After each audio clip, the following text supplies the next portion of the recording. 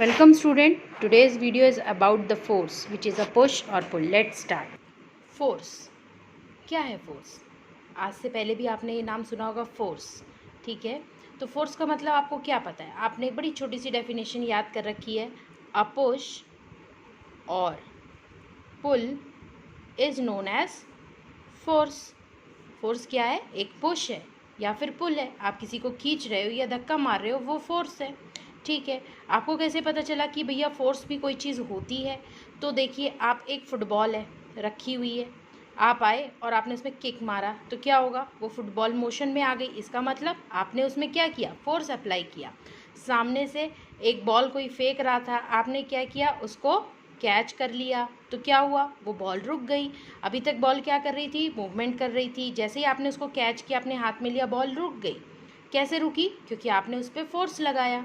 इसी तरीके से आप देखते क्रिकेटर, ठीक है, क्रिकेट खेल रहे होते हैं तो बैट में जब उनके सामने की से कोई बॉल आती है और बहुत स्पीड में आ रही होती है और वो अपने बैट से उस बॉल में हिट करते हैं तो क्या होता है? वो बॉल जो है वो बहुत तेज़ी के साथ दूसरी तरफ चली जाती है. यानी कि अभी आपने क्या किया? फोर्स लगाया, जिसकी वजह से इस बॉल की डायरेक्शन भी चेंज हो गई और इसकी स्पीड भी चेंज हो गई. आप कमरे का दरवाज़ा खोल रहे हो या बंद कर रहे हो, किसकी वजह से? फोर्स की वजह से. एक आप देखो, एक कुली है, ठीक है, पोर्टर, वो आपका लगेज वगैरह उठा के ले जा रहा है प्लेटफॉर्म पे, बहुत तेज़ी के साथ दौड़ रहा है. कैसे? फोर्स के वजह से. तो फोर्स हमारे आसपास है.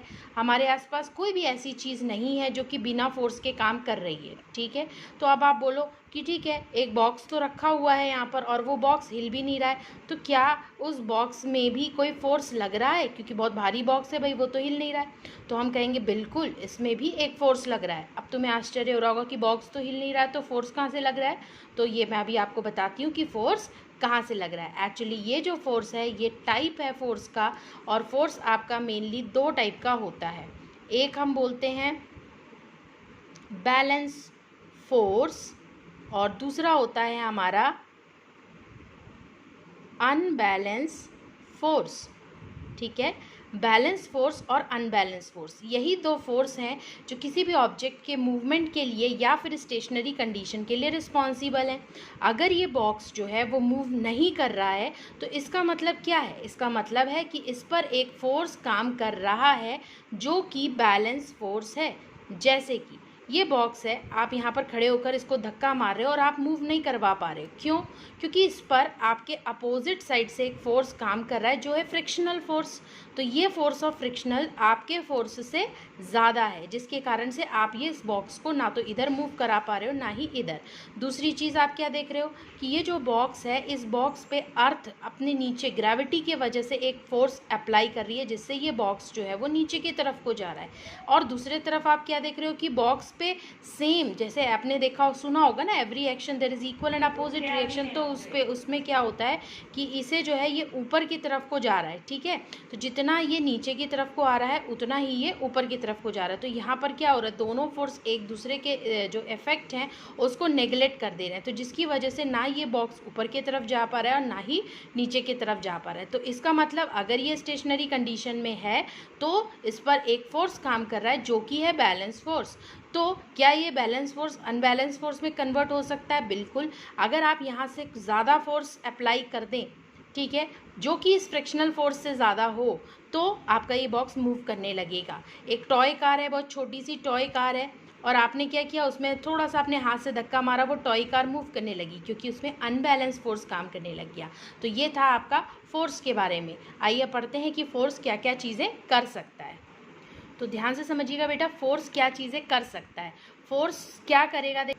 फोर्स क्या करेगा? फोर्स सबसे पहला काम कि अगर कोई ऑब्जेक्ट स्टेशनरी पोजीशन में है तो उसको मूवमेंट में लेके आएगा, ये कर सकता है. दूसरा, अगर कोई मूवमेंट में चीज़ है तो उसे रोक देगा. ठीक है, मूविंग ऑब्जेक्ट को स्टॉप कर देगा.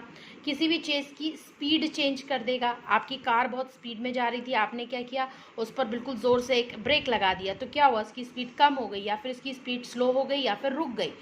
ठीक है, तो ये आपका जो है फोर्स के वजह से हुआ. डायरेक्शन चेंज हो जाता है. इसके अलावा आपने का गेम खेला होगा, क्ले से बहुत सारे आपने कुछ बनाए होंगे, छोटे छोटे खिलौने बनाए होंगे, तो कैसे, जब आपने उस क्ले पे अपना फोर्स अप्लाई किया तभी तो आपने बनाया, ठीक है। तो ये भी आपका जो है फोर्स का ही इफेक्ट है। तो अभी आपको ये समझ में आया कि फोर्स क्या है। अगर आप इसकी डेफिनेशन समझें तो आप ये भी लिख सकते हैं कि force is that external push और pull acting on an object which changes और try to change the position of rest or motion, and also try to change the direction of the moving body, or it can also be change the shape and size of the object। तो आप जिस तरीके से चाहें इस force की definition लिख सकते हैं, बस आपको कॉन्सेप्ट क्लियर होना चाहिए कि फोर्स है क्या, ठीक है। तो फोर्स में हमने दो टाइप के फोर्स पढ़े, balance force, unbalance force. Force की डेफिनेशन पढ़ी, इसके अलावा हमने पढ़ा effects of force. Next video में मैं आपको और भी फोर्स के बारे में बताऊंगी। Till then please like, share and subscribe my channel. Thank you for watching.